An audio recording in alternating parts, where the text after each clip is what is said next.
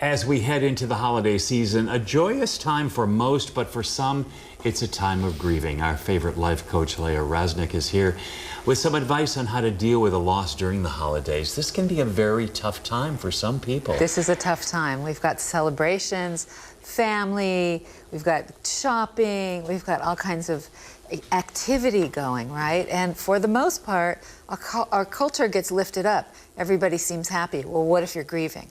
Yeah, what right? do you do? Do you just say, you know what, I'm not into it this year.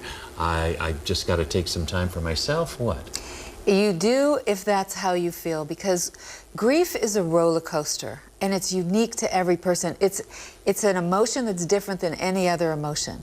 Everyone experiences it differently and everyone experiences it for a different timeline. So you may feel like you don't want to participate, and that's okay. Whatever it is, unless you're at harm, if you're going to harm yourself or someone else, everything else is acceptable. Now, we've heard a lot about the stages of grief. Is that common for everybody who experiences it? Are you going to go through all the stages? You know, there are stages of grief if we do research on different ways that people feel, but they are never in order. You know, it's not like, okay, now I'm in denial. Right. Now I'm going to be in acceptance. It doesn't work that way. There are emotions that we all go through on a timeline that touch on those definitions, but they are not something that you can expect or look for. Mm-hmm. You know, I think during the holidays, if you know that somebody is grieving, you try to reach out, you know, to maybe include. But in trying to do that, sometimes we just don't know the right thing to say. It's true.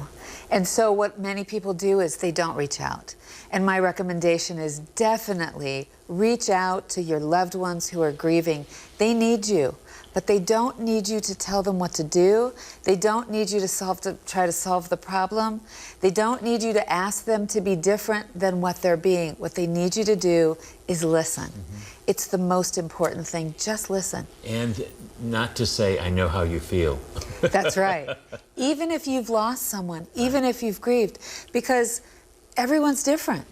And it doesn't help. And then you make it about you, and it's really about the other person. That's true. Exactly. Giving space, that's what you're saying. Give people space. Yeah. And it's okay to also enjoy while you're grieving. I mean, we can feel multiple things in one day. Absolutely. Right? And in fact, it's important to remember that we're not going back to normal. We're creating a new normal. So as you create a new normal, you can create new traditions, and you can enjoy. In fact, some of the traditions can be memorial traditions, things that honor your loved one who's died.